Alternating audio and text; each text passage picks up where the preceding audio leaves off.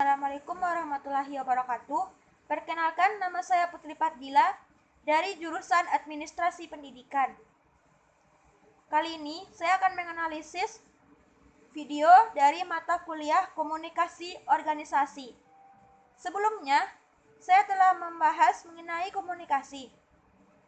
Komunikasi yang baik ialah komunikasi efektif. Komunikasi efektif terjadi apabila pesan, berita yang disampaikan oleh komunikator tersampaikan dengan baik kepada receiver tanpa adanya penambahan ataupun pengurangan. Biasanya, dalam berkomunikasi tidak selalu lancar. Pasti ada yang namanya gangguan atau noise source. Gangguan tersebut dapat menciptakan sebuah kesalahpahaman ataupun miskomunikasi. Penyebabnya tidak hanya ditanggung oleh personal, bisa juga ditanggung oleh lembaga. Baiklah, kali ini saya akan membahas prinsip dan hambatan dalam berkomunikasi. Prinsip komunikasi ini sangat banyak. Yang pertama, prinsip yang menjelaskan bahwa komunikasi itu sebuah proses atau proses itu dikenal sebagai simbolik. Dalam berkomunikasi, tidak harus berkata panjang lebar atau menyampaikan pesan dalam kata-kata yang sangat banyak, kata-kata yang panjang, tapi cukup menggunakan simbol. Lambang atau simbol yang digunakan berfungsi untuk merujuk atau menunjuk sesuatu. Simbol-simbol yang dimaksud seperti kedipan mata, gerakan tangan, gerakan jari, ataupun sejenisnya. Dalam berkomunikasi, gerakan itu disebut sebagai simbolisasi. Mengenai lambang atau simbol, pada negara kita itu bisa dilihat dari sang bendera merah putih. Contohnya, pada saat 17 Agustus, pasti kita sebagai rakyat Indonesia pasti meletakkan bendera merah putih di depan rumah. Upaya yang kita lakukan itu adalah bentuk sebuah indikasi sebagai rakyat yang baik, rakyat yang menjelaskan atau sebuah keluarga yang mampu, yang secara tidak langsung menjelaskan bahwa dia menyatakan bendera tersebut sebagai simbolisasi.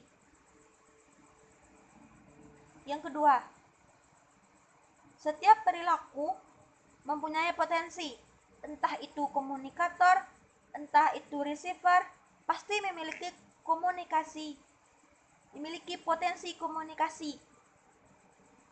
Kita sebagai komunikator yang baik tentu harus memahami potensi yang ada pada komunikan supaya tidak terciptanya miskomunikasi. Ada pepatah yang mengatakan, saya artikan, kita tidak bisa tidak berkomunikasi. Bahkan anak kecil saja berkomunikasi dengan menangis. Itu merupakan sebuah indikasi komunikasi. Itu benar.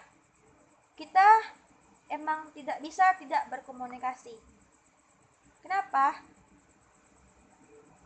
Anak kecil saja belum bisa bicara, berkomunikasi. Apalagi kita. Kita sebagai makhluk sosial tidak mungkin kan hidup sendiri. Pasti hidup bersama orang lain. Dan hidup bersama orang lain pasti memerlukan komunikasi. Permisalannya, jika kita meminta seseorang untuk tidak berkomunikasi, maka akan sulit bagi orang tersebut kalau tidak berkomunikasi. Bahkan jika kita berdiam diri pada suatu perkumpulan, kita berdiam diri, kita sendiri, pasti pikiran orang itu mengatakan bahwa kita itu tuh sedang sedih, galau, segan atau apalah gitu kan. Pikiran orang tersebutlah yang dikatakan sebagai tafsiran komunikasi. Jadi dalam komunikasi itu ada tafsiran komunikasi. Tafsiran itu pikiran-pikiran orang terhadap kita. Jadi kita tentu memerlukan komunikasi. Tidak mungkin kita tidak berkomunikasi. Prinsip yang ketiga, prinsipnya yaitu dimensi isi dan dimensi hubungan.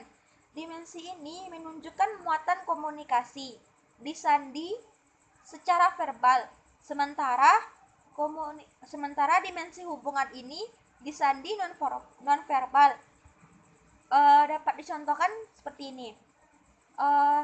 Jika kita menyampaikan pesan itu dimensi isi, sementara ungkapan, ekspresi dari nada suara kita atau itu tuh menunjukkan dimensi hubungan.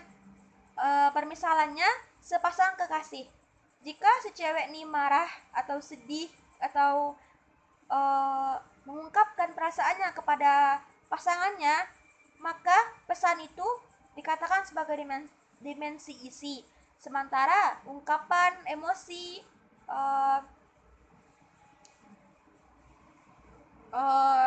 nada, itu menunjukkan hubungan gitu.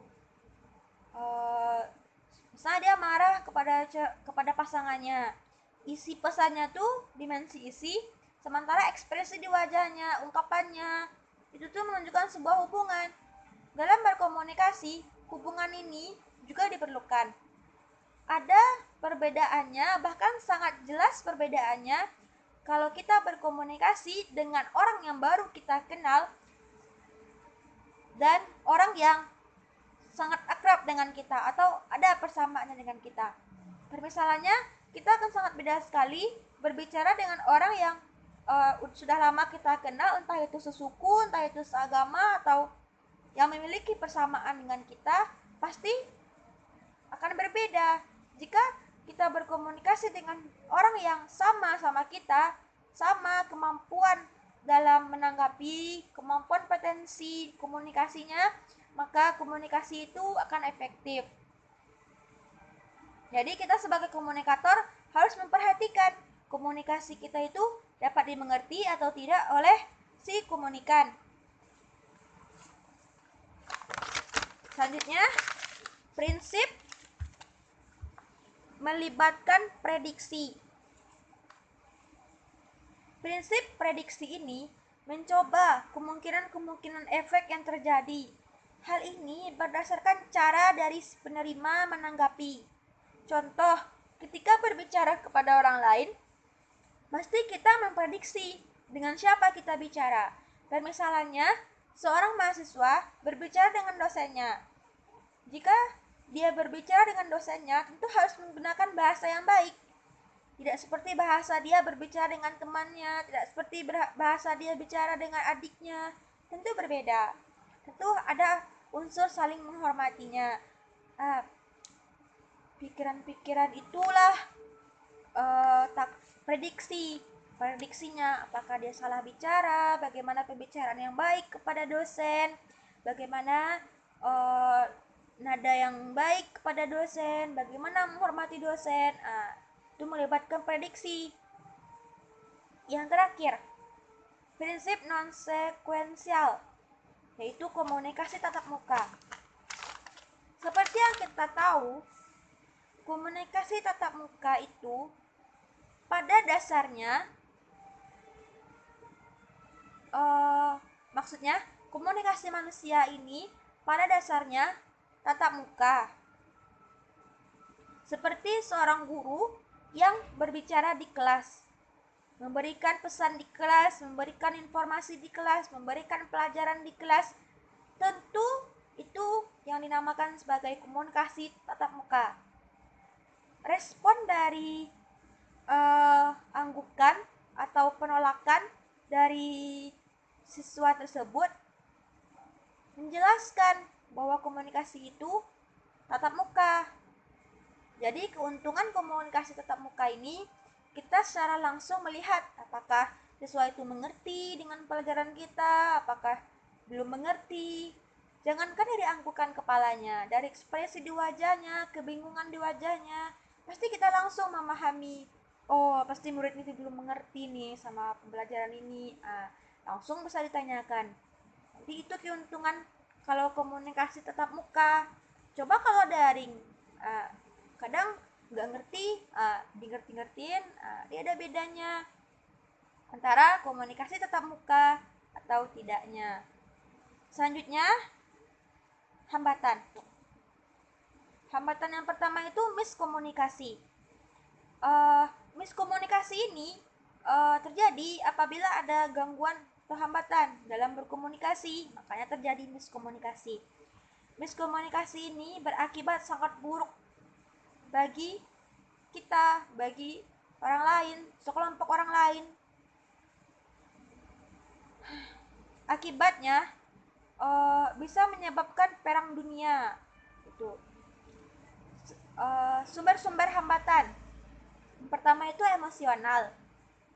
Yang kedua, memberikan penilaian dan menghakimi orang lain. Yang ketiga, gagal dalam menangkap maksud dari seseorang. Yang keempat, terjadi kesalahpahaman. Nah, yang paling berbahaya itu terjadi kesalahpahaman, menghakimi orang lain. Itu paling berbahaya, paling beresiko. Jadi sebagai komunikator yang baik, kita harus mampu memahami kemampuan dari si komunikan. Apakah dia mampu memahami bahasa kita, apakah dia mengerti. Jadi kita harus menurunkan egoisme kita. Kita tidak bisa memiliki sikap egois. Oh, nggak apa-apa, aku kan udah dokter. Apa salahnya bahasa yang universal atau bahasa ilmiah gitu kepada pasien. Nah, tentu pasien nggak ngerti, pasti akan menyebabkan kesalahpahaman, salah minum obat, salah petunjuk. Nah, bahaya kan.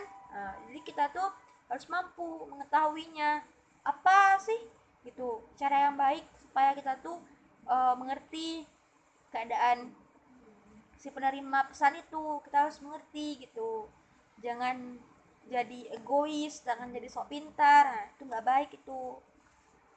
Nah, kendala ini yang pertama itu terjadi karena pengaruh perbedaan status. Nah, ini sering terjadi, makanya tadi sudah dibilang persamaan status itu bisa menyebabkan bisa membuat komunikasi itu menjadi lebih efektif.